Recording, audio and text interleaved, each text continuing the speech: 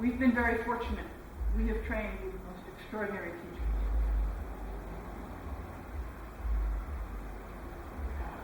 And those teachers, one by one, are starting to leave us.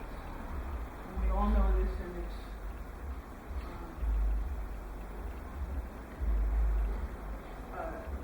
generates great sadness for us. But we also know that this is the way of the world. So, one of the things that we, as now senior teachers in our respective organizations, have the responsibility of doing is passing on to you what has been passed on to us. And one of the things that has been passed on to us is the sense of lifelong friendship in the practice. That's why we are here, because we've known each other not quite 40 years. And that's a long time. Similarly, the teachers who we've been privileged to study under know each other, have known each other, trained with each other for a long time, and developed that strong sense of connection that they have kept over decades. As we've imitated that, which is what we're supposed to do when we train, is imitate our teachers. And we want to pass that on to you. So that the people that you train with in seminars, at dojos, when you go visiting, you'll connect. You'll see a face on the mat. I know you were at X seminar, and you grab each other. And that continues over decades. So, in our conversation, Peter and I thought it might be interesting for you to have an opportunity to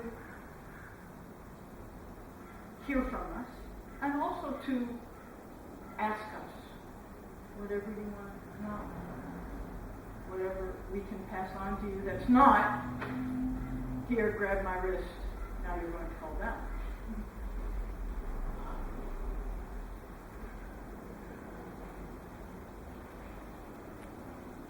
So I'll pass something on to you about myself.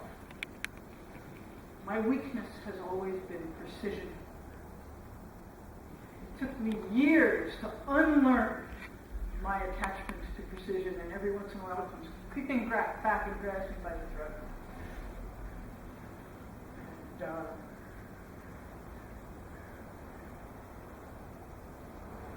studying Aikido has been a marvelous, marvelous way for me to attack that particular aspect of my personality and learn to go in a different direction with the last technique.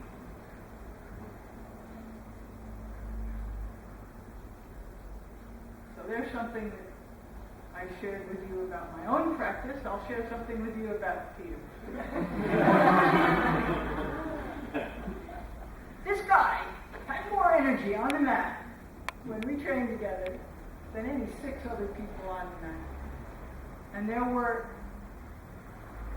evenings in our small dojo in San Francisco when he was pretty much the only one left standing.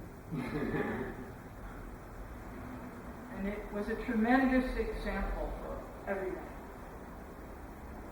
and continues to be. Your turn.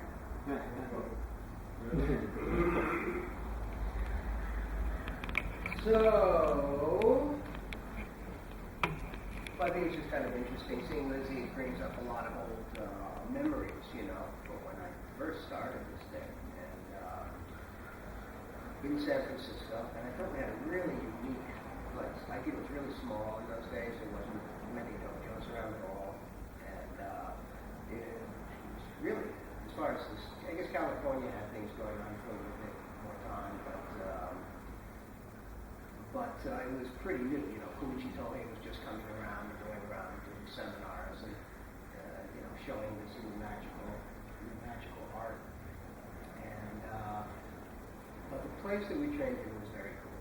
It was this awesome building on Mission Street in San Francisco. South Van Ness. What? Was South Van Van Ness? Ness. Well, it's interesting thing. Right next to Mission Street. Was in the Mission. In San Francisco. In the Mission. Okay. You keep on correcting me as I go along. Well, precision, you know. Interesting thing, just as a sideline for a second, we did this interview. We asked the same questions to Imada Sensei, Kanai Sensei, and Shiba Sensei. Exact same questions. Their recollection of events were completely opposite. You didn't think the same thing happened. No, serious. On almost everything, it was completely, no, that never happened like that. This is what happened, blah, blah, blah, blah, blah.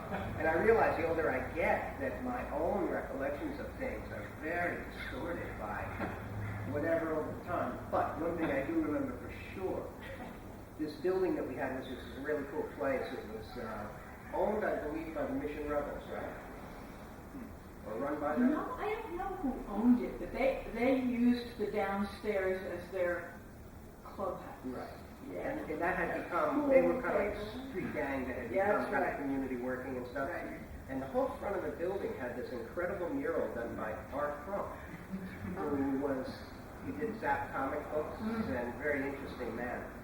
And gigantic mural, 20, 30 feet long across the whole front of the building. So if you wanted to tell anyone to come, just say, you want to come this mural, and they would come up. And the dojo was beautiful. It had the kami mats.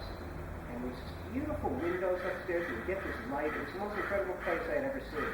You know, kind of went into this strange building with this cartoon on the front and these crazy guys downstairs. And you walk upstairs, and there was like this incredible, peaceful, beautiful place, you know. And it was really cool. It was a small group of us who actually, at that time, Lizzie was there already. She had started before I did. And I came in with two friends of mine, this guy, Carmine and Miles. And all of us, well, Miles not as much today, just a little bit, but all of us really stayed with Aikido over all this time, which was kind of cool. So I'll always remember that place, because I can't remember what goddamn street it was on. She says it was on that street, but I'm not exactly. So that's a little something. And then we took divergent paths as I went back east and started with Yamada Sensei and that whole group, and she stayed on the West Coast and had lots of journeys out here as well. So, you know, it's kind of cool to cross paths again, you know.